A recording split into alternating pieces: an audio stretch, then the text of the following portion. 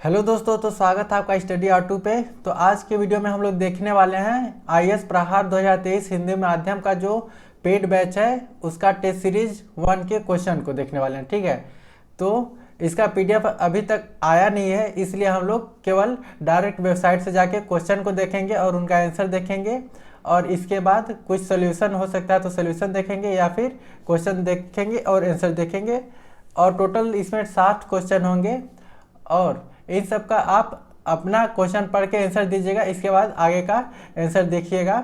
ठीक है, तो चलिए वीडियो को शुरू करते हैं। तो दोस्तों, हमारा पहला क्वेश्चन है, भारत के राष्ट्रपति अपनी शक्तियों का प्रयोग किसके द्वारा करते हैं? तो हमारे ऑप्शन है मंत्रियों के द्वारा, मंत्रिमंडल के द्वारा, सीधे अथवा अपने अधीनस्थ अधिकारियों द्वारा, या फिर प्रधानमंत्री द्वारा। तो हमारा इसका आंसर है सी, यानी कि सीधे अथवा अपने अधीनस्थ अधिकारियों के द्वारा। यानी कि सी हमारा आंसर क्या है? भारतीय संविधान के अनुसार भारत का एक राष्ट्रपति होगा जिसमें संघ की कार्यपालिका शक्ति निहित होगी और वह इसका प्रयोग संविधान के अनुसार स्वयं अथवा अपने अधीनस्थ अधिकारियों के द्वारा करेगा। तो इसका जो है एक्सप्लेनेशन अनुच्छेद 53(1) में दिया हुआ है। तो अब हमारा दूसरा क्वेश्चन है, निम्न कथनों पर विचार करें। तो हमारा पहला कथन है, संविधान के अनुच्छेद 75 में महान्यायवादी का प्रावधान किया गया है। इसका दूसरा कथन है, महान्यायवादी का कार्यकाल 5 वर्ष का होता है। उपरोक्त में से कौन सा कथन गलत है? ठीक है, तो कौन सा गलत है ये चुनना है। तो जो ये दिया गया है संविधान के अनुच्छेद 75 में महान्यायवादी का प्रावधान दिया गया है, तो ये गलत है क्योंकि 76 में दिया गया है। और इसमें दूसरा कथन है महान्यायवादी का कार्यकाल 5 वर्ष का होता है, तो ये भी गलत है क्योंकि राष्ट्रपति के प्रसाद पर्यंत होता है, यानी कि हमारा आंसर सी होगा। तो इसमें जो डी दिया है ये गलत दिया हुआ है क्योंकि इसके एक्सप्लेनेशन में ही दिया गया है कि महान्यायवादी का अनुच्छेद 76 में वर्णन किया गया है और यह राष्ट्रपति के प्रसाद पर्यंत होता है, इसलिए इसका कार्यकाल फिक्स नहीं होता है। तो इसका आंसर सी होगा, यानी कि 1 और 2 दोनों गलत हैं। अब चलिए अगले क्वेश्चन की तरफ चलते हैं। तो अगला क्वेश्चन है हमारा, भारत के राष्ट्रपति के निर्वाचन हेतु निर्वाचन मंडल में शामिल होते हैं। तो कौन कौन शामिल होते हैं ऑप्शन में दिया गया है। तो इसका ऑप्शन है पहला, केवल संसद के द्वारा, इसके बाद केवल लोकसभा के सदस्यों के द्वारा, इसके बाद है लोकसभा तथा राज्यसभा के निर्वाचित सदस्य तथा राज्य की विधानसभाओं के निर्वाचित सदस्य द्वारा, या फिर राज्य विधान परिषद के द्वारा। तो हमारा आंसर सी है, लोकसभा तथा राज्यसभा के निर्वाचित सदस्य तथा राज्य की विधानसभाओं के निर्वाचित सदस्य के द्वारा दिया जाता है। यही एक्सप्लेनेशन यहाँ पे दिया गया है। तो अब अगला क्वेश्चन है हमारा, राष्ट्रपति का चुनाव होता है तो कौन सी प्रणाली से राष्ट्रपति का चुनाव होता है हमें बताना है। तो इसका आंसर है अनुपातिक मत प्रणाली द्वारा।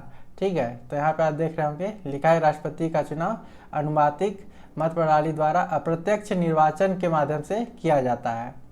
अगला क्वेश्चन है हमारा, राष्ट्रपति के निर्वाचन में किसी राज्य का मुख्यमंत्री मतदान करने के लिए योग्य नहीं होगा यदि वह राज्य विधानमंडल के निम्न सदन का सदस्य हो, राज्य विधानमंडल के उच्च सदन का सदस्य हो, स्वयं राष्ट्रपति पद का उम्मीदवार हो, या फिर कोई नहीं। तो हमारा आंसर है बी, यानी कि राज्य विधानमंडल के उच्च सदन का सदस्य अगर होगा मुख्यमंत्री तो वो राष्ट्रपति के निर्वाचन के लिए योग्य नहीं होगा।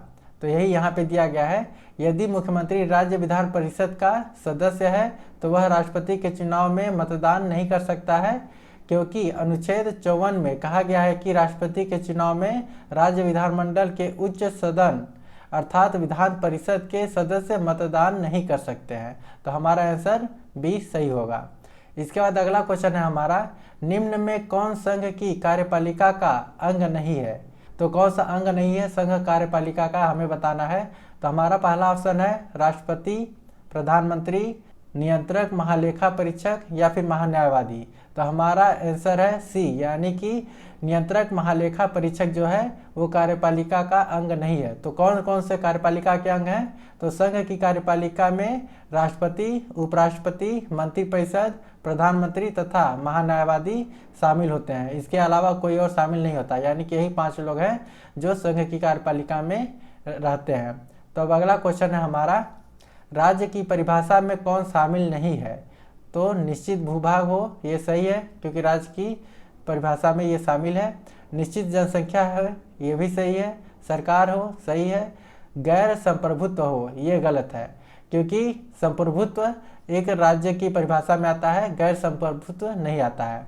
तो किसी भौगोलिक इकाई को राज्य घोषित किया जा सकता है यदि उसका निश्चित भूभाग हो, निश्चित जनसंख्या हो, समस्याओं का समाधान करने के लिए सरकार हो तथा निर्णय लेने की स्वतंत्रता यानी संप्रभुता हो।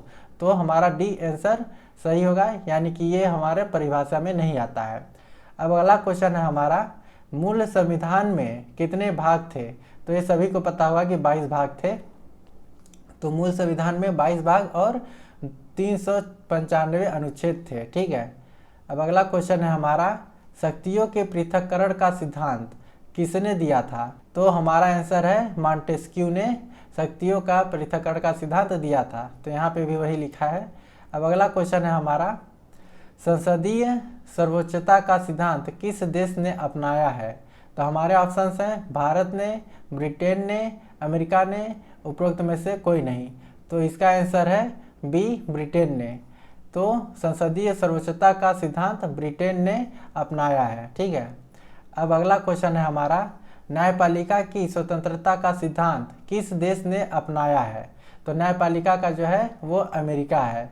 तो सी हमारा आंसर सही होगा। तो अमेरिका के संविधान में न्यायपालिका की स्वतंत्रता को सिद्धांत को अपनाया गया है, यानी कि वहाँ पे न्यायपालिका को ज़्यादा महत्व दिया गया है। अब अगला क्वेश्चन है हमारा, निम्नलिखित में से कौन संसदीय प्रणाली का गुण नहीं है? तो कौन गुण नहीं है संसदीय प्रणाली का, यह हमें बताना है।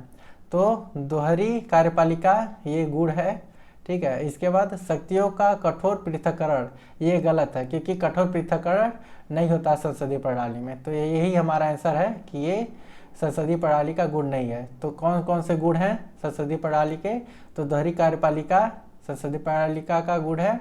इसके अलावा विधायिका और कार्यपालिका के मध्य घनिष्ठ संबंध, ये भी संसदीय प्रणाली का गुण है। इसके बाद मंत्रियों का दोहरा उत्तरदायित्व, ये भी संसदीय प्रणाली का गुण है, ठीक है।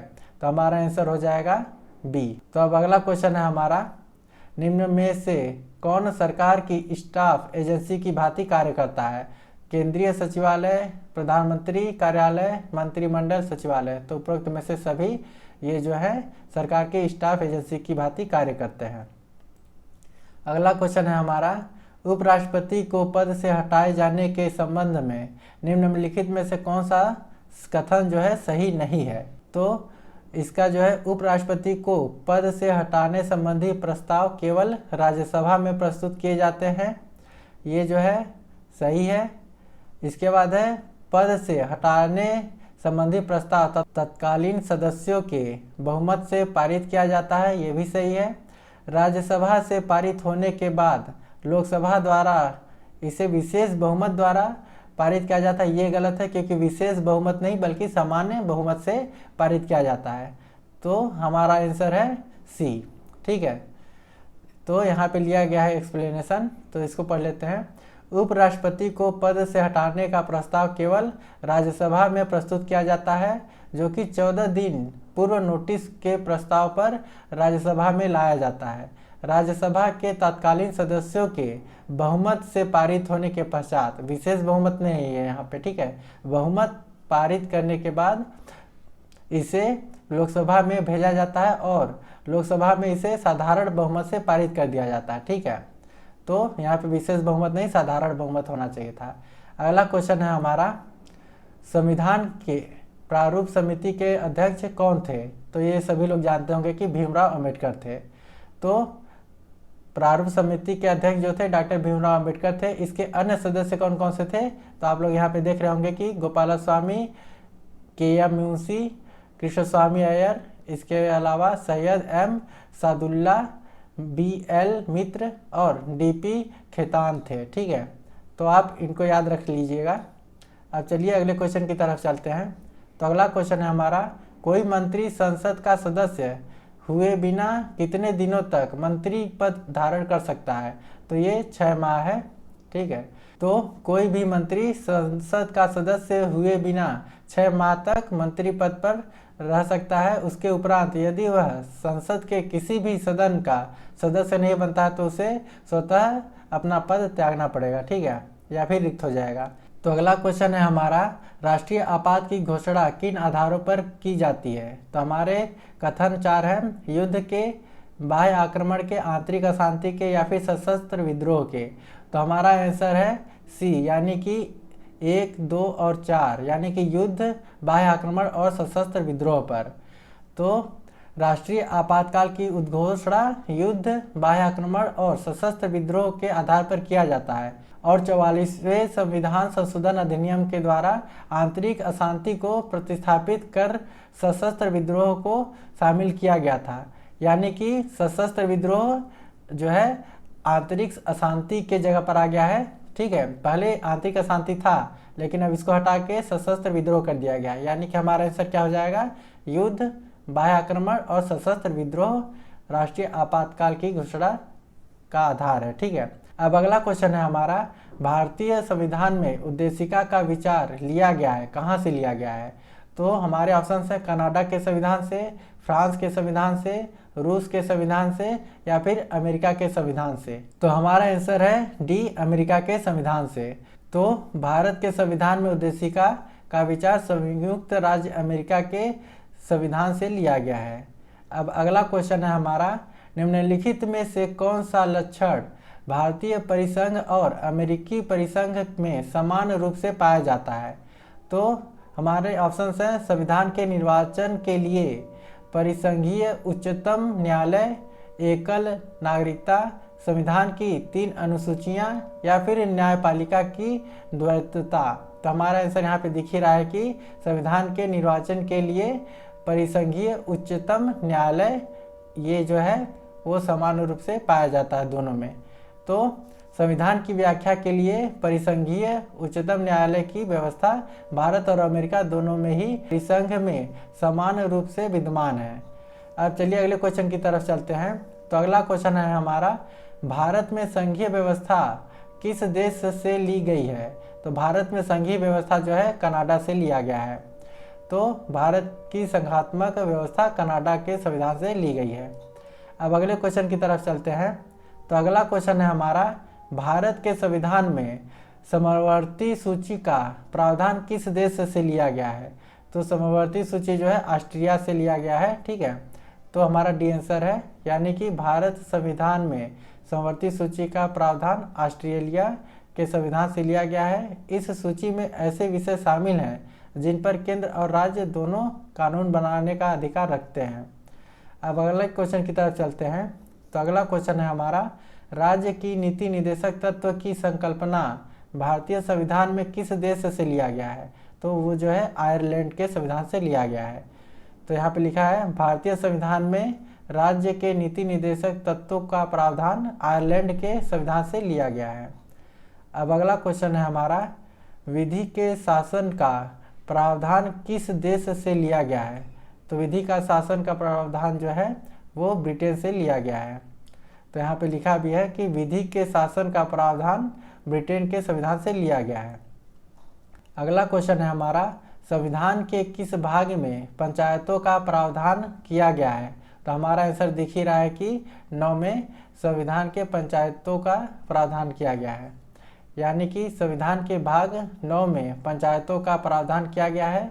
इसे 73वें संविधान संशोधन अधिनियम 1992 द्वारा संविधान में अंतः स्थापित किया गया था, ठीक है। तो अब अगले क्वेश्चन की तरफ चलते हैं। तो अगला क्वेश्चन है हमारा, निम्नलिखित में से किसके तहत दंड की मात्रा और दंड की प्रकृति दोनों में परिवर्तन किया जाता है? तो हमारा आंसर है लघुकरण, ठीक है। तो लघुकरण के तहत दंड की मात्रा और दंड की प्रकृति दोनों में परिवर्तन किया जाता है, ठीक है। अब अगले क्वेश्चन की तरफ चलते हैं। तो अगला क्वेश्चन है हमारा, अर्थशास्त्र में चयन की समस्या उत्पन्न होती है क्योंकि आवश्यकताओं की प्रकृति अति आवश्यक होती है, संसाधन प्रकृति प्रदत्त होते हैं, संसाधनों के वैकल्पिक प्रयोग होते हैं, या फिर साधनों पर सरकार का नियंत्रण होता है। तो हमारा आंसर है सी, यानी कि संसाधनों के वैकल्पिक प्रयोग होते हैं। तो यहाँ पे एक्सप्लेनेशन दिया गया है कि जब एक ही समिति संसाधन का प्रयोग अनेक प्रकार की वस्तुओं के विनिर्माण में किया जाता है तब उसके चयन की समस्या उत्पन्न होती है और उनका उपयोग अपनी किसी आवश्यकता की पूर्ति के लिए किया जाता है। ठीक है, तो हमारा आंसर क्या है? हमारा आंसर है सी। अब अगले क्वेश्चन की तरफ चलते हैं। तो अगला क्वेश्चन है हमारा, निम्नलिखित में से कौन सी अर्थशास्त्र की प्रमुख समस्या है? अति उत्पादन, बेरोजगारी, चयन की समस्या या फिर गरीबी? तो हमारा आंसर है सी, चयन की समस्या। तो अर्थशास्त्र की सबसे बड़ी समस्या सीमित संसाधनों का अपने सबसे आवश्यकताओं की पूर्ति में लगाने का निर्णय होता है। सबसे कठिन अपनी उस आवश्यकताओं को निर्धारण करना होता है जो व्यक्ति अथवा समाज के लिए सबसे आवश्यक होता है। तो अब अगले क्वेश्चन की तरफ चलते हैं। तो अगला क्वेश्चन है हमारा, निम्नलिखित में से किससे सूक्ष्म अर्थशास्त्र का संबंध है? तो हमारे ऑप्शंस हैं मुद्रास्फीति से, आर्थिक विकास के सिद्धांत से, उपभोग फलन से या फिर वस्तु की कीमत निर्धारण से। तो हमारा आंसर है डी, वस्तु के निर्धारण से। तो व्यष्टि जो है, व्यष्टि भाव अर्थशास्त्र के अंतर्गत व्यक्तिगत इकाइयों जैसे कीमत निर्धारण, बाजार, फर्म तथा उपभोक्ता व्यवहार आदि का अध्ययन के लिए किया जाता है। ठीक है, सूक्ष्म को ही व्यष्टि बोलते हैं। ठीक है, अब अगले क्वेश्चन की तरफ चलते हैं। तो अगला क्वेश्चन है हमारा, निम्नलिखित में से कौन सी मिश्रित अर्थव्यवस्था की मुख्य विशेषता है? ठीक है, तो हमारा ऑप्शन है सार्वजनिक क्षेत्र तथा निजी क्षेत्र का सह अस्तित्व, निजी क्षेत्र में बाजार प्रणाली का प्रयोग, आर्थिक योजना का प्रयोग या फिर उपरोक्त सभी। तो हमारा आंसर है ए, यानी कि सार्वजनिक क्षेत्र तथा निजी क्षेत्र का सह अस्तित्व मिश्रित अर्थव्यवस्था की मुख्य विशेषता है, वही यहाँ पे दिया गया है। तो अब अगले क्वेश्चन की तरफ चलते हैं। तो अगला क्वेश्चन है हमारा, निम्नलिखित में से किसका संबंध समष्टि अर्थव्यवस्था से है? तो हमारे ऑप्शंस हैं संपूर्ण अर्थव्यवस्था का, क्षेत्र विशिष्ट का या फिर बैंकों की क्रियाकलापों का या फिर इनमें से कोई नहीं। तो हमारा आंसर है ए, संपूर्ण अर्थव्यवस्था का, यानी कि समष्टि का अर्थ संपूर्ण अथवा समग्र है, अतः इसके अंतर्गत संपूर्ण अर्थव्यवस्था का अध्ययन किया जाता है। तो दोस्तों 30 क्वेश्चन हो चुके हैं, 30 क्वेश्चन और बचे हैं, तो बने रहिएगा वीडियो में। अब चलिए अगले क्वेश्चन की तरफ चलते हैं। तो अगला क्वेश्चन है हमारा, भारत में प्रति व्यक्ति ग्रामीण आय नगरीय प्रति व्यक्ति आय से कम है, इसके लिए निम्नलिखित में से कौन सा कारक उत्तरदायी है? तो हमारे यहाँ पे 3 कथन दिए गए। ठीक है, तो हमारा पहला कथन है, किसान बहुत बड़ी संख्या में शिक्षित नहीं है और वैज्ञानिक कृषि के बारे में उनका ज्ञान नगण्य है। और दूसरा कथन है, विनिर्मित उत्पादों की तुलना में प्राथमिक उत्पादों का मूल्य कम होता है। और तीसरा कथन है हमारा, उद्योगों में निवेश की तुलना में कृषि में निवेश कम हुआ है। तो हमें बताना है कि कौन सा कथन जो है वो सही है। ठीक है, तो हमारा कथन जो है 1, 2 और 3 ये तीनों ही सही हैं। ठीक है, तो आप यहाँ पे देख रहे होंगे कि भारत में बड़ी संख्या में कृषक शिक्षा और नवीनतम यानी कि न्यू जो टेक्नोलॉजी आई है कृषि से संबंधित, तो उस पद्धति को जानकारी उनके पास नहीं है। ठीक है, इसके बाद प्राथमिक उत्पादों का प्रयोग जो है कच्चे माल के लिए किया जाता है, अतः इनका मूल्य विनिर्मित वस्तुओं से कम होता है। उद्योगों की तुलना में कृषि में बहुत ही कम निवेश किया जाता है। अब अगले क्वेश्चन की तरफ चलते हैं। तो अगला क्वेश्चन है हमारा, निम्नलिखित में से कौन पूंजीवादी व्यवस्था में अनुपस्थित है? ठीक है, तो हमारे ऑप्शंस हैं सरकारी नियंत्रण, गैर सरकारी स्वामित्व या फिर उत्तराधिकारी का अधिकार या फिर उपरोक्त में से सभी। तो हमारा आंसर है ए, यानी कि सरकारी नियंत्रण जो है पूंजीवादी व्यवस्था में अनुपस्थित होता है। यानी कि पूंजीवादी व्यवस्था लेसेज फेयर जो एक अर्थशास्त्री थे, तो लेसेज फेयर के सिद्धांत पर कार्य करता है, अतः यहाँ सरकारी हस्तक्षेप अनुपस्थित होता है। अब अगला क्वेश्चन है हमारा, निम्नलिखित में से कौन एक समाजवादी समाज में होता है? कीमत तंत्र, योजना, सीमित सरकार नियंत्रण या फिर बाजार तंत्र। तो हमारा आंसर है बी, योजना। तो समाजवादी व्यवस्था में आर्थिक प्रणाली का संचालन केंद्रीय नियोजन प्राधिकरण द्वारा किया जाता है। ठीक है, अब अगले क्वेश्चन की तरफ चलते हैं। तो अगला क्वेश्चन है हमारा, निम्नलिखित में से कौन एक बंद अर्थव्यवस्था का लक्षण प्रदर्शित करता है?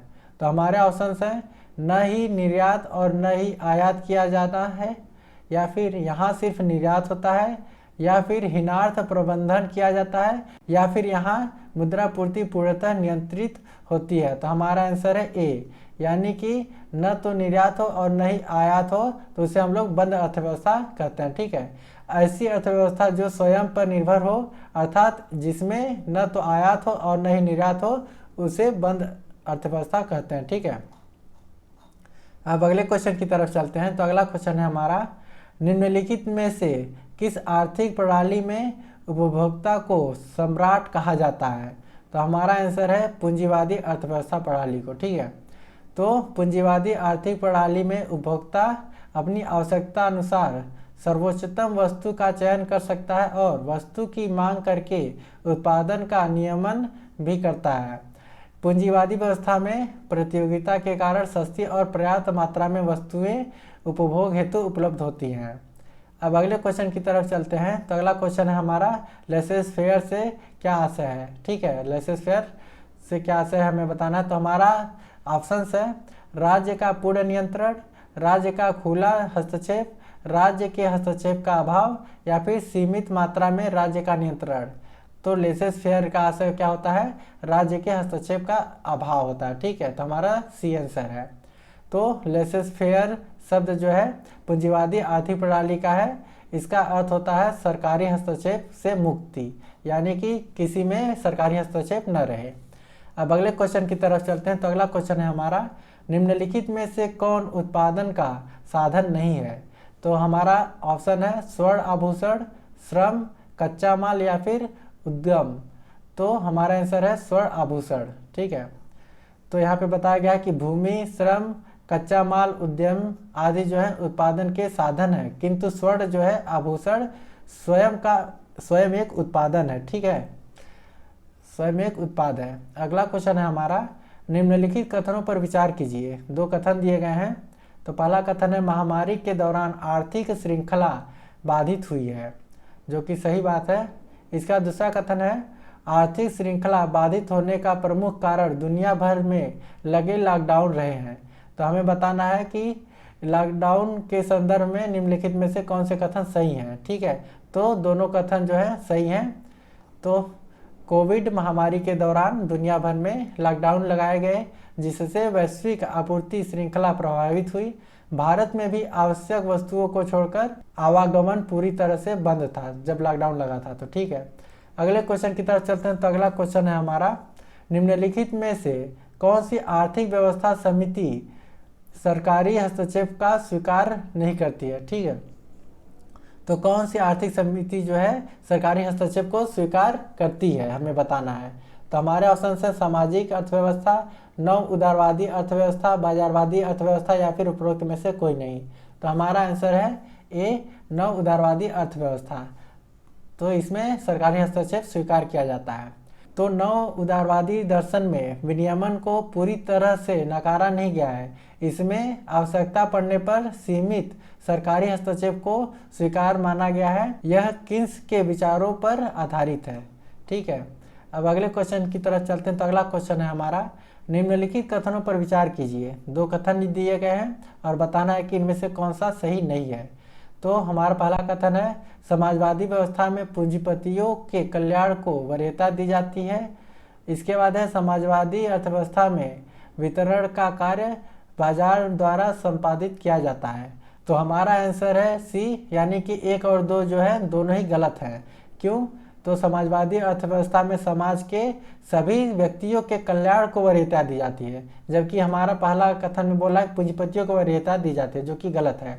इसके बाद बोला है कि यह सुनिश्चित करने के लिए यहाँ वितरण का दायित्व सरकार पर ही होता है। ठीक है, तो यहाँ पे बाजार पर दिया गया है, जबकि सरकार का दायित्व होता है। तो इस तरीके से दोनों कथन हमारा गलत हो गया है। अगला क्वेश्चन है हमारा, निम्नलिखित में से कौन सा भारतीय अर्थव्यवस्था का लक्षण नहीं है, हमें बताना है। ठीक है, तो हमारे ऑप्शंस हैं, प्रति व्यक्ति आय का निम्न स्तर, बेरोजगारी की समस्या, जनसंख्या का भारी दबाव या फिर कृषि उत्पादकता का उच्चतम स्तर। तो हमारा जो है डी आंसर है, कृषि उत्पादकता का उच्चतम स्तर। तो भारत में कृषि उत्पादकता अभी भी विश्व के विकसित देशों की अपेक्षा काफ़ी कम है, अतः यहाँ भारतीय अर्थव्यवस्था का प्रमुख लक्षण जो है वो नहीं है। ठीक है, अब अगले क्वेश्चन की तरफ चलते हैं। तो अगला क्वेश्चन है हमारा, आत्मनिर्भरता को आर्थिक समायोजन के एक उद्देश्य के रूप में सबसे पहले किस पंचवर्षीय योजना में शामिल किया गया था। ठीक है, तो हमारे आंसर जो है वो है चौथी पंचवर्षीय योजना में। ठीक है, आत्मनिर्भर भारत जो है वो चौथी पंचवर्षीय योजना से शुरुआत मान सकते हैं आप लोग। तो यहाँ पे दिया गया है कि DR गाडगिल जो फार्मूला था उस पर आधारित चौथी पंचवर्षीय योजना आत्मनिर्भरता की अधिकतम प्राप्ति को इस योजना के प्रमुख उद्देश्य के रूप में शामिल करता है। ठीक है, अगला क्वेश्चन है हमारा, निम्नलिखित में से कौन सी भारत की अंतिम पंचवर्षीय योजना थी। तो अंतिम पंचवर्षीय योजना जो है 12वीं पंचवर्षीय योजना थी, जो कि 2012 से लेकर 2017 तक चली। ठीक है, तो भारत की पंचवर्षीय योजना जो है 12वीं, वो अंतिम पंचवर्षीय योजना थी, जिसकी समय अवधि 1 अप्रैल 2012 से 31 मार्च 2017 तक थी। ठीक है, अब अगले क्वेश्चन की तरफ चलते हैं। तो अगला क्वेश्चन है हमारा, निम्नलिखित में से किसे द्वितीय पंचवर्षीय योजना में सर्वाधिक महत्व दिया गया था। तो हमारा आंसर है वृहद पैमाने पर औद्योगिकरण, क्योंकि द्वितीय पंचवर्षीय योजना में जो है औद्योगिकरण को सर्वाधिक महत्व दिया गया था और पहला जो था वो कृषि पे दिया गया था। ठीक है, तो यहाँ पे दिया गया कि द्वितीय पंचवर्षीय योजना में बड़े पैमाने पर भारी औद्योगिकरण पर बल दिया गया था। द्वितीय पंचवर्षीय योजना जो है PC महालनोबिस द्वारा तैयार किया गया था। इसके बाद अगला क्वेश्चन है हमारा, निम्नलिखित में से कौन सा आत्मनिर्भर भारत का एक स्तंभ नहीं है। तो हमारा आंसर है सशक्त नौकरशाही। ठीक है, ये जो है आत्मनिर्भर भारत का स्तंभ नहीं है, क्योंकि अगर सशक्त नौकरशाही रहेगी तो हर एक चीज़ का लाइसेंसीकरण होगा, तो इससे व्यवसाय को पर प्रॉब्लम होगी। ठीक है, तो अवसंरचना जो है, मांग और तकनीकी चालक तंत्र जो है, ये आत्मनिर्भर भारत के स्तंभ है, लेकिन सशक्त नौकरशाही जो है स्तंभ नहीं है आत्मनिर्भर भारत का। तो यही यहाँ पे दिया गया है कि आत्मनिर्भर भारत के 5 स्तंभ कौन कौन से हैं। अर्थव्यवस्था, अवसंरचना, तकनीकी द्वारा संचालित व्यवस्था और जनांकिकी तथा मांग, ये जो है आत्मनिर्भर भारत के स्तंभ हैं। अब अगले क्वेश्चन की तरफ चलते हैं। तो अगला क्वेश्चन है हमारा, भारतीय नियोजन में योजना अवकाश किस अवधि में रहा। तो इसका आंसर है 1966 से 1969। तो भारतीय नियोजन में योजना अवकाश वर्ष 1966 से 1969 की अवधि में रहा। वर्ष 1965 में भारत पाकिस्तान का युद्ध हुआ, उसके बाद लगातार 2 वर्षों तक गंभीर सूखा पड़ा रहा, जिसके कारण पंचवर्षीय योजना लागू नहीं हो पाई थी। ठीक है, तो हमारा आंसर है 1966 से 1969 तक योजना अवकाश रहा। अब अगला क्वेश्चन है हमारा, प्लान्ड इकोनॉमी फॉर इंडिया के लेखक निम्नलिखित में से कौन थे। तो इसका जवाब है M विश्वेश्वरैया, जो कि भारत के पहले इंजीनियर थे। ठीक है, तो प्लान्ड इकोनॉमी फॉर इंडिया नामक पुस्तक के लेखक M विश्वेश्वरैया थे। ठीक है, अगले क्वेश्चन की तरफ चलते हैं। तो अगला क्वेश्चन है हमारा, योजना आयोग निम्नलिखित में से किस प्रकार की संस्था थी। तो वो जो थी वो सलाहकारी संस्था थी। ठीक है, तो योजना आयोग एक गैर संविधिक परामर्शदात्री निकाय थी। ठीक है, अब अगले क्वेश्चन की तरफ चलते हैं। तो अगला क्वेश्चन है हमारा, भारत में योजनाओं के अंतर्गत औद्योगिक विकास का मूल उद्देश्य क्या था। तो हमारा आंसर है आधारभूत उद्योगों का सार्वजनिक। ठीक है, तो भारत में योजनाओं के अंतर्गत औद्योगिक विकास का मूल उद्देश्य आधारभूत उद्योगों का सार्वजनिक क्षेत्रों में विकास करना था। ठीक है, तो अगला क्वेश्चन है हमारा, निम्नलिखित कथनों पर विचार कीजिए। तो यहाँ पे 2 कथन दिए गए हैं, जिसमें से हमें बताना है कि कौन सा कथन सही है। तो हमारे पहला ऑप्शन है, एक प्रभावी और सक्षम निजी क्षेत्र का विकास हुआ, भारत में अनेक बहुराष्ट्रीय कंपनियां अस्तित्व में आई। तो हमारा आंसर जो है 1 और 2 दोनों सही है, यानी कि कथन C जो है सही है। ठीक है, तो भारत में आर्थिक सुधारों के अंतर्गत उदारीकरण, वैश्वीकरण और निजीकरण को आधार बनाया गया था, जिसको एलपीजी भी बोलते हैं, ठीक है, जो 1991 से शुरू हुआ था। तो वैश्वीकरण से बहुत सारी विदेशी कंपनियों को भारत में आगमन आने का मौका मिला तथा इससे प्रतिस्पर्धा की क्रम में भारत में भी अनेक बहुराष्ट्रीय कंपनियों का अस्तित्व आया। अब चलिए अगले क्वेश्चन की तरफ चलते हैं। तो अगला क्वेश्चन है हमारा, G20 के संदर्भ में निम्नलिखित कथनों पर विचार कीजिए। तो हमारा कथन दिया गया 3 और हमें सही बताने की कौन सा कथन सही है। तो पहला कथन है हमारा, G20 की अध्यक्षता हर साल इसके सदस्यों के बीच बदलती रहती है। तो ये सही है कथन हमारा।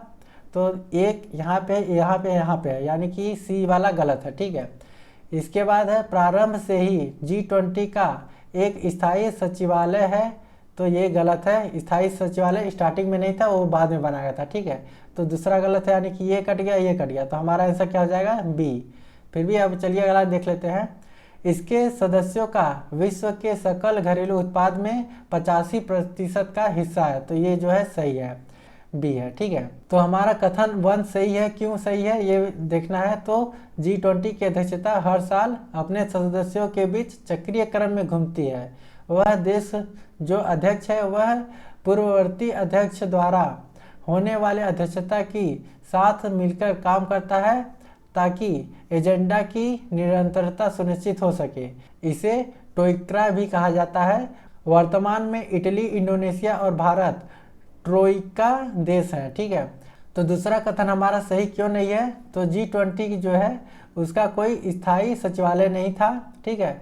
एजेंडा और कार्य का समन्वय G20 नेताओं की निजी प्रतिनिधित्वों के द्वारा पूरा किया जाता था, ठीक है। इसके बाद जिन्हें वित्त मंत्रियों और केंद्रीय बैंक के गवर्नरों के साथ शेरपा के रूप में जाना जाता था। तो तीसरा कथन सही है हमारा। तो क्यों सही है। तो इसके सदस्य विश्व के सकल घरेलू उत्पाद का 85% और इसकी जनसंख्या का 2/3 हिस्सा है। तो हमारा आंसर इस तरीके से आप लोगों ने देख लिया कि G20 के संदर्भ में कौन कौन से कथन सही है, ठीक है। अगले क्वेश्चन की तरफ चलते हैं। तो अगला क्वेश्चन है हमारा, तिब्बती मृग के बारे में निम्नलिखित कथनों पर विचार कीजिए। तो हमें बताना है कि कौन सा सही है, ठीक है। तो पहला कथन है हमारा, यह IUCN के अनुसार एक सुभेद प्रजाति है। दूसरा कथन है हमारा, इसका शिकार इसके ऊन के लिए किया जाता है जिसे शहतूत भी कहते हैं, ठीक है। तो इसमें हमें पूछा नहीं गया कि इसमें से कौन सा कथन सही है या फिर गलत है। तो हम लोग सही देखेंगे कि कौन सा कथन सही है, ठीक है। तो हमारा आंसर जो है 2 जो है वो सही है कथन, क्योंकि ये इनका शिकार जो है शहतूत के लिए किया जाता है, ठीक है। जो ऊन होता है उनको शहतूत कहते हैं, ठीक है। लेकिन जो है IUCN के अनुसार सुभेद प्रजाति में नहीं आता है। तो अगला क्वेश्चन है हमारा, जगन्नाथ मंदिर के बारे में निम्नलिखित कथनों पर विचार कीजिए। तो हमें बताना है कि ये कथन में से कौन सा कथन सही है, ठीक है। तो पहला कथन है हमारा, वर्तमान मंदिर का निर्माण गंग वंश के राजा अनंत वर्मन चोड़गंग के समय में हुआ था, जो कि सही बात है। इसके बाद दूसरा कथन है हमारा, इसकी वास्तुकला कलिंग वास्तुकला से मेल खाती है। तो ये भी सही है, ठीक है। तो अब चलिए अगले क्वेश्चन की तरफ चलते हैं। तो अगला क्वेश्चन है हमारा, ब्रह्मोस मिसाइल के बारे में निम्नलिखित कथनों पर विचार कीजिए। तो हमें बताना है कि इनमें से कौन सही है, ठीक है। तो पहला कथन है हमारा, यह 2 चरण वाली मिसाइल है जिसमें ठोस और तरल प्रदोपण जो है वो होता है। तो ये सही बात है। इसके बाद है, इसकी रेंज 2500 किलोमीटर से अधिक होती है और यह सबसे तेज क्रूज मिसाइल है, जो कि गलत है। अब तीसरा कथन है हमारा, यह दागों और भूल जाओ के सिद्धांत पर काम करता है और इसको लॉन्च करने के बाद मार्गदर्शन की आवश्यकता भी नहीं होती है। तो ये भी सही है। तो हमारा आंसर है 1 और 3, यानी कि सी हमारा आंसर है, ठीक है। अब चलिए अगले क्वेश्चन की तरफ चलते हैं। तो अगला क्वेश्चन है हमारा, निम्नलिखित कथनों पर विचार कीजिए। तो यहाँ पे 2 कथन दिए गए हैं और सही कथन क्या है ये हमें बताना है। तो पहला कथन है हमारा, भारतीय पशु चिकित्सा अनुसंधान संस्थान ने मवेशियों में एसेक्लोफेनाल के उपयोग पर प्रतिबंध लगाने की मांग की है, क्योंकि एक नए अध्ययन से पता चला है कि यह दवा जो है जल भैंसों में भी डाइक्लोफेनाल में बदल जाती है, जैसा कि पहले गायों में होता था। तो ये कथन सही है हमारा। अब दूसरा कथन है हमारा, एसिक्लोफेनाल अपमार्जक पक्षियों के लिए एक अनावश्यक खतरा है, जबकि मेलोक्सिकैम और टाफ्लेनेमिक एसिड जैसे सुरक्षित विकल्प उपलब्ध हैं। तो हमारा ये भी कथन सही है। तो हमारा आंसर है 1 और 2 दोनों, यानी कि सी हमारा आंसर है। ठीक है, अब अगले क्वेश्चन की तरफ चलते हैं। तो अगला क्वेश्चन है हमारा, निम्नलिखित देशों पर विचार कीजिए। तो हमें बताना है कि काला सागर का सीमा किस किस देशों के साथ मिलता है, हमें बताना है। ठीक है, तो टर्की के साथ मिलता है, सही बात है। जॉर्जिया के साथ मिलता है, सही बात है। मोल्डोवा के साथ मिलता है, गलत है ये। इसके बाद रोमानिया के साथ मिलता है, तो ये भी सही है। तो हमारा आंसर डी सही है। अब अगले क्वेश्चन की तरफ चलते हैं। तो अगला क्वेश्चन है हमारा, स्वामित्व योजना के बारे में निम्नलिखित कथनों पर विचार कीजिए। ठीक है, तो यहाँ पे 3 कथन दिए गए हैं और कौन सा कथन सही है हमें चुनना है। ठीक है, तो पहला कथन है हमारा, भारतीय गांवों में मानचित्र के लिए यह योजना 2016 में शुरू की गई थी, जो कि गलत बात है। स्वामित्व योजना इससे कोई मतलब नहीं है। ठीक है, अगला कथन है हमारा, योजना में भूमि सर्वेक्षण के बारे में जानने के लिए ड्रोन के उपयोग का प्रावधान किया गया है, जो कि सही बात है। इसके बाद है, यह एक केंद्रीय क्षेत्र की योजना है जिसमें केंद्र से 100% सहायता प्राप्त होती है, तो ये भी सही है। तो हमें बताना था कि कौन सा उत्तर सही है। तो कथन जो है हमारा 2 और कथन 3 सही है, यानी कि हमारा आंसर क्या हो जाएगा, केवल 2 और 3 कथन सही है। ठीक है, स्वामित्व योजना के बारे में। अब चलिए अगले क्वेश्चन की तरफ चलते हैं। तो अगला क्वेश्चन है हमारा, हाल ही में सॉवरेन ग्रीन बॉन्ड के लिए लॉन्च किए गए रूपरेखा के बारे में निम्नलिखित कथनों पर विचार कीजिए और हमें बताना है कि कौन सा कथन सही है। तो हमारा पहला कथन है, प्रमुख निर्णयों को मान्य करने और सॉवरेन ग्रीन बॉन्ड जारी करने के लिए ग्रीन फाइनेंस वर्किंग कमेटी यानी कि GFWC को गठित किया गया था, तो ये बात सही है। अब दूसरा कथन है हमारा, यह पेरिस में शुरू किए गए राष्ट्रीय स्तर पर निर्धारित लक्ष्यों के अनुरूप होता है, तो ये भी सही है, यानी कि कथन 1 और 2 दोनों सही हैं। इस तरीके से कथन जो है, ये ऑप्शन जो है सी हमारा सही है। ठीक है, ऑप्शन सी सही है। तो अगला क्वेश्चन है हमारा, सेंट्रल बैंक डिजिटल करेंसी के संदर्भ में निम्नलिखित कथनों पर विचार कीजिए। तो ये कथन दिए गए हैं और हमें बताना है कि सही कथन कौन सा है। ठीक है, तो हमें बताना है CBDC के बारे में संदर्भ में कौन सा सही है। तो पहला कथन है हमारा, CBDC भारत की कानूनी मुद्रा का डिजिटल रूप है, जो कि सही बात है। अब दूसरा कथन है हमारा, मुद्रा का आदान प्रदान ब्लॉकचेन आधारित वॉलेट के माध्यम से किया जाएगा, जो कि सही बात है। इसके बाद है, इसका उद्देश्य पैसे के मौजूदा रूप को बदलने के बजाय उनका पूरक बनाना है, जो कि सही है। ठीक है, तो इस तरीके से हमारा तीनों कथन जो है सही है, यानी कि 1, 2, 3 यानी कि डी आंसर हमारा होगा इसका। ठीक है, अब आखिरी क्वेश्चन की तरफ चलते हैं। तो आखिरी क्वेश्चन है हमारा, जेनेटिक इंजीनियरिंग मूल्यांकन समिति, जिसको GEAC कहते हैं, निम्नलिखित में से किस अधिनियम के तहत स्थापित एक सांविधिक निकाय है। तो इसका आंसर है पर्यावरण संरक्षण अधिनियम 1986। तो दोस्तों ये जो है पहला टेस्ट सीरीज था। ठीक है, अब एक और टेस्ट सीरीज है जिसको अभी नहीं बताया हूँ मैं। ठीक है, तो उसको भी जल्दी लाऊंगा, तो आप लोग आखिरी तक बने रहें। तो यानी कि आपके अंदर सब्रता है। ठीक है, यानी कि आप सब्र रख सकते हैं किसी चीज़ को पूरा करने में, तो आप आगे जा सकते हैं। ठीक है, तो आप लोग रेस में काफ़ी आगे तक जाएंगे, मुझे उम्मीद है। तो आज की वीडियो में बस इतना ही, मिलेंगे किसी अगले वीडियो में। तब तक के लिए जय हिंद, जय भारत।